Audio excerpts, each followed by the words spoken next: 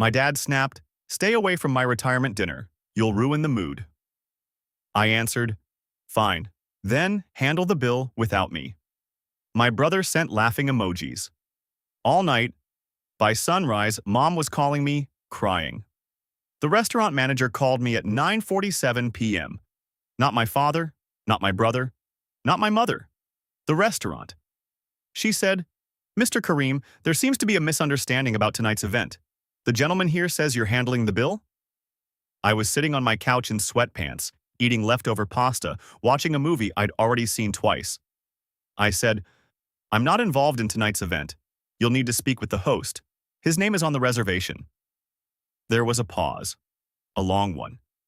Then she said, "He told us your name is on the reservation." I said, "It was. I removed it 2 weeks ago." Another pause. "I see," she said. Thank you, Mr. Kareem." She hung up. I went back to my movie. Let me tell you how we got here. 3 weeks before that phone call, my father retired. 31 years at the same company. And he wanted a party, a big one. 80 guests, private dining room, 3-course meal, open bar, live music, custom cake, a photographer. He wanted all of that. He just didn't want to plan any of it. That's where I come in. Or where I used to come in. For 11 years, I've been the person who plans and pays for every family event. My mother's 60th, my brother's engagement party, my father's promotion dinner, 3 cousins' graduations, 2 anniversary celebrations, a baby shower. I've lost count of the smaller ones. I book venues. I coordinate catering. I handle deposits. I manage guest lists. I confirm musicians, photographers, florists. I do seating charts, and I pay. The whole thing, every time. $92,000 across 11 years. I have a folder on my laptop with every receipt, every invoice, every bank statement.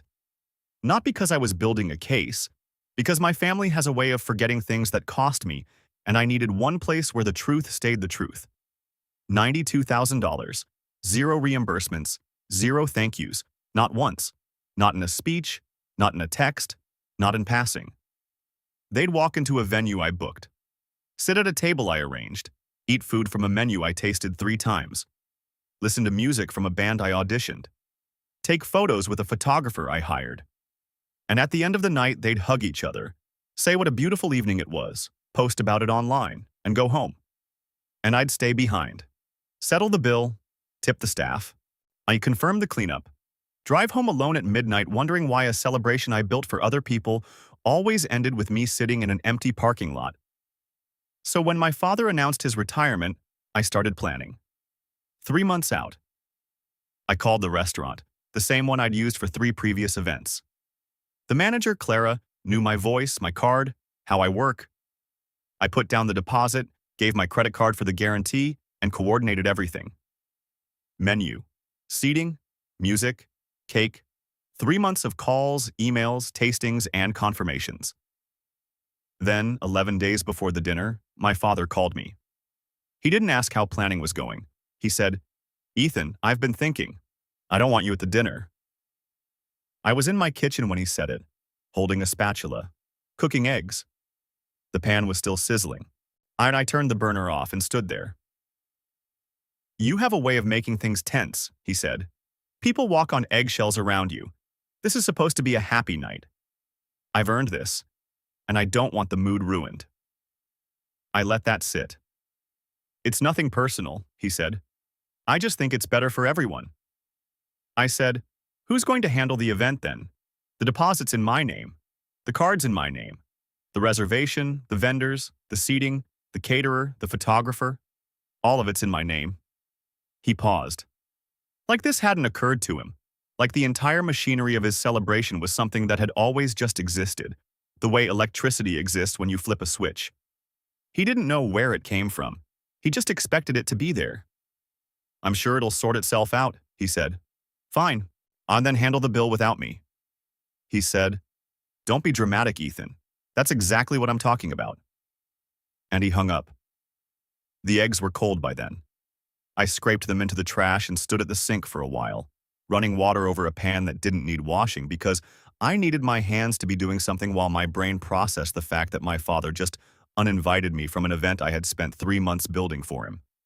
20 minutes later, the family group chat lit up. My brother sent 4 laughing emojis in a row. Then he typed, "Dad finally said it, LOL." 14 people in that group. Aunts, uncles, cousins. Not one of them said, "That's not right." Not one of them said, "Ethan planned the whole thing." 4 laughing emojis. And 14 people who thought I wasn't worth correcting. My brother has never organized a family event. Not one. He has never booked a table, paid a deposit, or followed up on a single RSVP. He doesn't know what a private dining room costs. He shows up. He eats. He makes a toast if someone hands him a glass. Then he leaves, and somebody else handles the rest. I remember my mother's 60th birthday. I planned it for 2 months. Booked a rooftop restaurant, arranged a surprise entrance with her favorite song, coordinated 38 guests, made a photo slideshow, paid the bill, the cake, the flowers, everything. At the end of the night, my brother stood up, a little drunk, and said, "To Mom, and to all of us who made tonight happen." The room cheered. My mother hugged him. I was in the back, signing the receipt. The night before the dinner, my mother called. I thought, no, maybe she's calling to say this isn't right. Maybe she talked to my father and changed his mind. She said, "Ethan, I know things are a little tense, but the dinner is tomorrow and I just want everything to go smoothly. Could you just send the credit card number to the restaurant?" I held the phone against my ear and closed my eyes. She wasn't calling to defend me. She wasn't calling to say she fought for me and lost. She wasn't calling to include me. She was calling to make sure I paid for an event I was banned from attending. My father wanted my absence. My mother wanted my wallet. And somehow, in their minds, those two things didn't contradict each other. I could be too toxic to sit in a chair, but reliable enough to fund the entire room. I said, "No." She sighed. Not a disappointed sigh, a frustrated one. The kind of sigh that says, "You are the problem. You are the difficult one. Why can't you just make this easy like you always do? You're making this harder than it needs to be," she said. And I thought, harder for who? Not harder for me. I'm sitting at home. It's harder for you because for the first time in 11 years, you have to think about who's paying for the thing you're about to enjoy. I said, "I was told to stay away. I'm staying away." She said, "Ethan, please." I said goodnight and hung up. I sat on the edge of my bed for a long time after that. Because even after everything, there's something about your mother's voice that reaches into the part of you that still wants to fix things, still wants to be good. But I stayed on the bed. And the moment passed. What nobody in my family knows is that 2 days after the uninvite, I had already called the restaurant. I told Clara I was no longer involved. I asked her to remove my card and refund my deposit. She paused. "Mr. Karim, are you sure? Without your card on file, there's no financial guarantee holding the reservation." "The host will need to provide his own," I said. "And who is the host?" "My father. His name is on the invitation." She processed it. Professional. Clean. But I could hear something in her voice. She'd worked with me for 4 years, 3 events. She knew how I operate, and she knew that a man who calls weekly for 3 months to make sure every detail is perfect doesn't walk away without a reason. Nobody in my family called the restaurant after that. Nobody checked. Nobody confirmed anything. Because for 11 years, I had handled everything. And they had trained themselves to believe that everything handles itself. The night of the dinner, I came home from work, changed into comfortable clothes, and started cooking.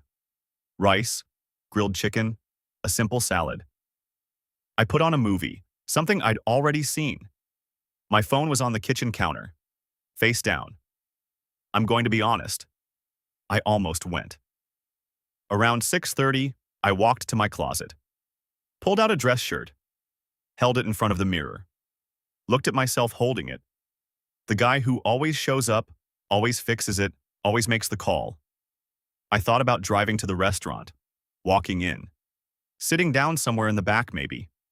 Not at the head table, just present. Being the son who shows up even when he's told not to. I picked up my car keys, held them in my hand. felt the weight of them. Walked to the front door. You put my hand on the knob. And then I stopped. Because I heard my father's voice in my head. I don't want you at the dinner. And I heard my brother's laughing emojis. And I heard my mother asking for my credit card number. And I realized that if I drove to that restaurant right now, I wouldn't be proving that I'm the bigger person. I'd be proving that they can say anything to me, do anything to me, and I'll still show up with my wallet open and my mouth shut. I put the keys back on the hook, hung the shirt up, closed the closet door, went back to the couch. The chicken was almost done. Meanwhile, 80 guests were arriving at the restaurant. I know what happened because 3 people told me afterward. My cousin Nadia, Clara, and my mother, in pieces, the next morning. My father arrived at 6:15 in a new suit. My mother beside him, and my brother and his wife behind them. They walked into the private dining room like a family that had everything figured out. The room looked beautiful. Flowers, candles, place cards at every seat. White tablecloths pressed crisp. Wine glasses already filled.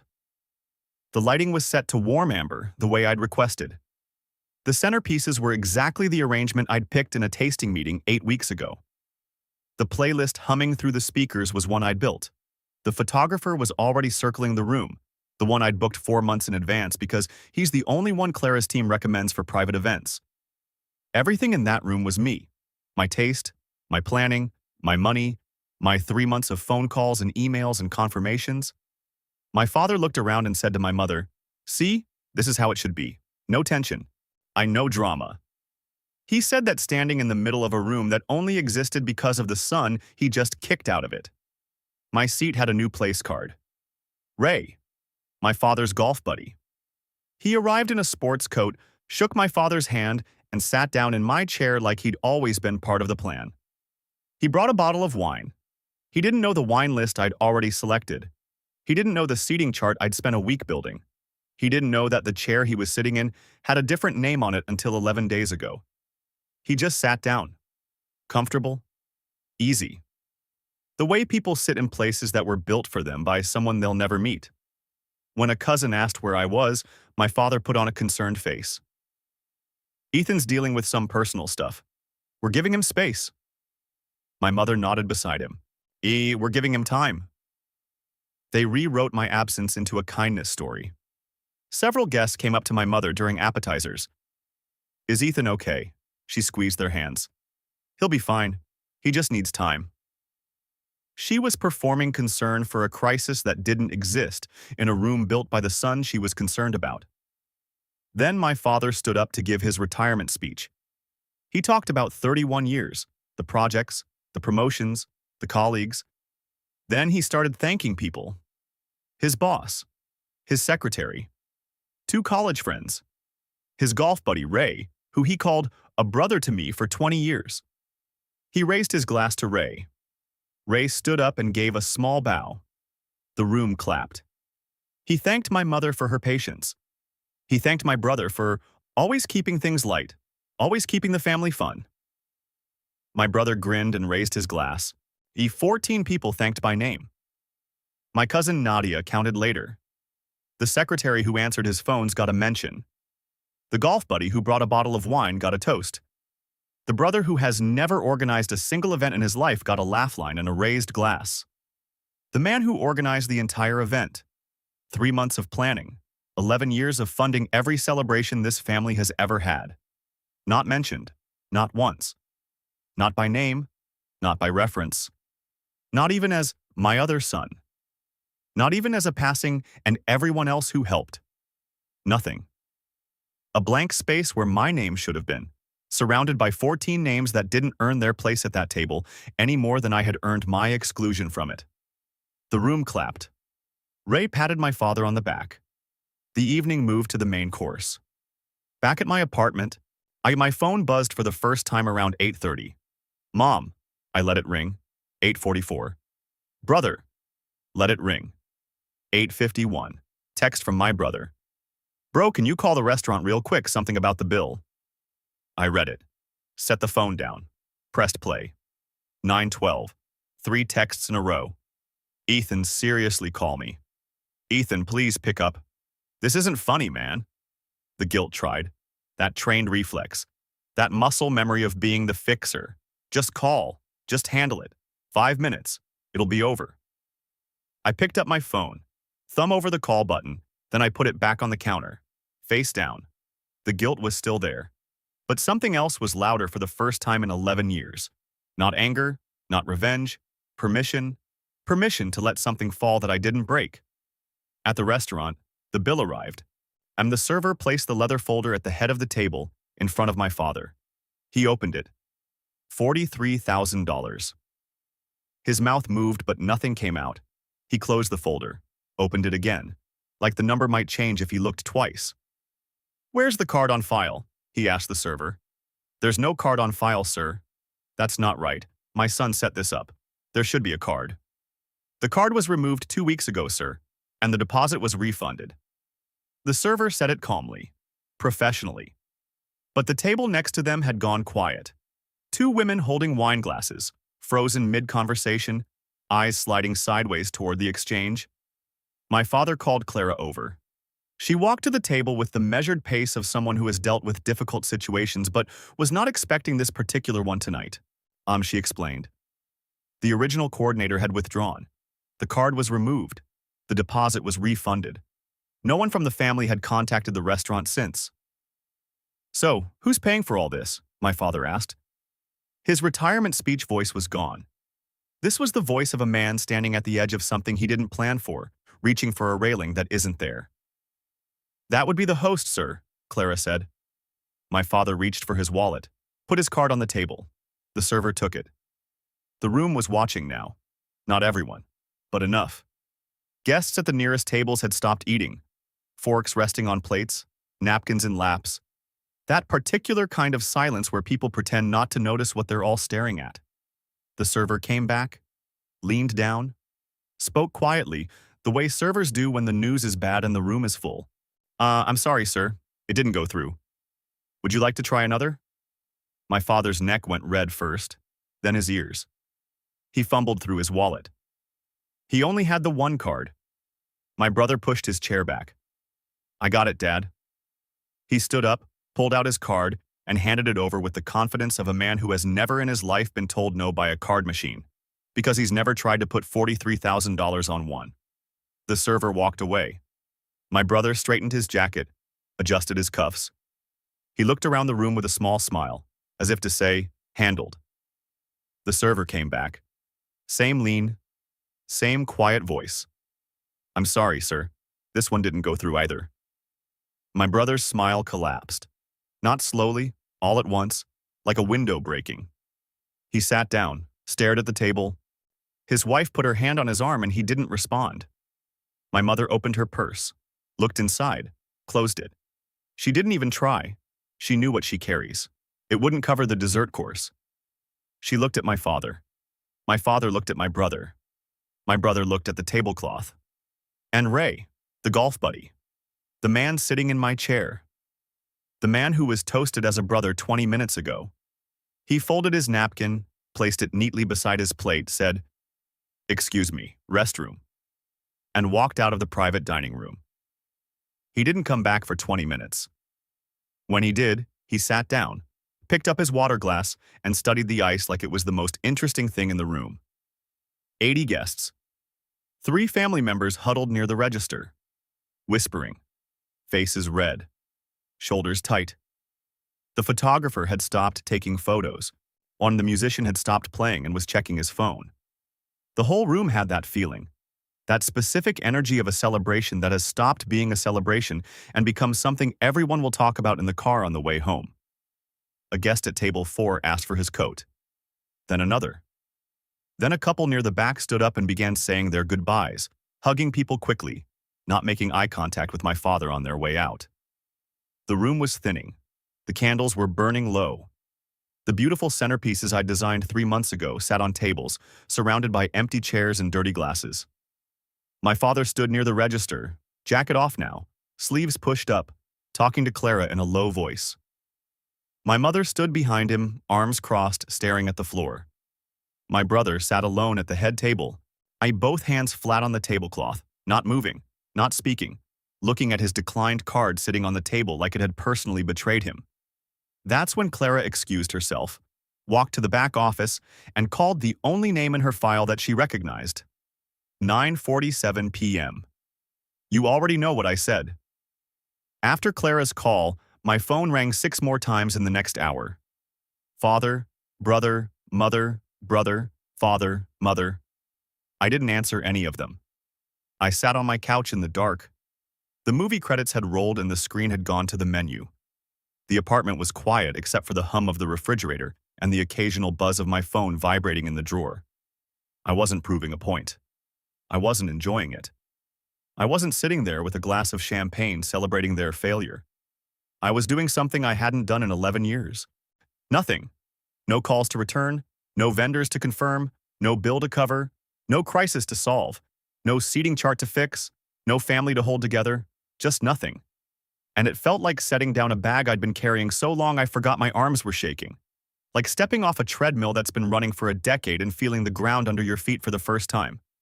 Still. Solid. Not going anywhere. I washed my plate, turned off the TV, brushed my teeth, went to bed, put the phone in the nightstand drawer, and I slept better than I had in years. 5:47 a.m. A knock. I was already up, making coffee. I opened the door, my mother, red eyes, same clothes from the dinner. She'd been crying all night.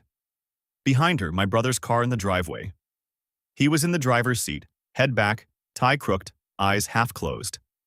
He hadn't slept. Ethan, she said, you need to call the restaurant. They're saying if the balance isn't settled by Monday, they'll take legal action. I stood in the doorway, coffee in hand. I didn't step aside to let her in. How did the dinner go? I asked. Ethan, this is serious. I know it's serious. How was the dinner? She started crying again. Please, just call Clara. She'll listen to you. Just fix this and we can talk about everything later. Just fix this. The sentence I've been hearing for 11 years. I looked at her for a long time. Then I asked her one question. Mom, if I hadn't been the one paying for everything all these years, would Dad have uninvited me? Her mouth opened. Nothing came out. Her lips moved like she was testing answers and discarding each one. Because the only honest answer means admitting that my value in this family was never about who I am. It was about what I provide. The silence lasted long enough for my coffee to cool in my hand. Dad told me to stay away, I said. I'm staying away. She stared. That's all you're going to say? You didn't uninvite your son from his father's retirement dinner. You removed the only person who knew how to pay for it. That's not the same thing. And you know it. She stood there for another minute. Then she turned and walked back to the car. My brother opened his eyes when she got in, looked at me through the windshield. I watched his face search for the right expression. Not the laughing emoji face, not the rehearsed concern. Something new, yet the face of a man realizing that the machine he never appreciated just told him it's permanently shut down. They drove away. I closed the door, finished my coffee, went to work. That evening, I listened to every voicemail from the last 24 hours, in order. Father, 8:30 p.m. Ethan, call the restaurant. There's some issue with the bill. Handle it. Demanding. Father, 9:50. What did you do? Why is there no card on file? Call me back. Confused. Father, 10:20. This is unacceptable. You embarrassed me in front of 80 people. Angry. Father, 11:45. Ethan. Long pause. Just call me back. Small. Brother, 8:44. Bro, LOL, something's going on with the bill. Can you call? Still laughing. Brother, 9:30. Ethan, seriously, this is getting bad. No more laughing. Brother, 10:15. Whatever point you're making, you made it. Now just call them, please. Pleading. Mother, 8:30. Sweetie, could you call the restaurant? I think there's a little mix-up. Soft. Mother, 10:30. Please pick up. Your father is very upset. This was supposed to be his night. Desperate. Mother, midnight. 37 seconds of crying. No words. Demanding to confused to angry to small. laughing to urgent to pleading, soft to desperate to sobbing. I created a folder on my phone, moved every voicemail into it, named it Enough, closed it. Not revenge, not leverage. I'll never play them for anyone. They're just for me. A reminder for the next time the guilt comes back that I can open that folder, read the label, and remember why I stopped. 3 days later, Nadia posted something in the family group chat. She'd recorded my father's retirement speech. She rewatched it after hearing what happened. And she noticed something. She posted the video with one line. I counted. Dad thanked 14 people by name. Ethan organized the entire event.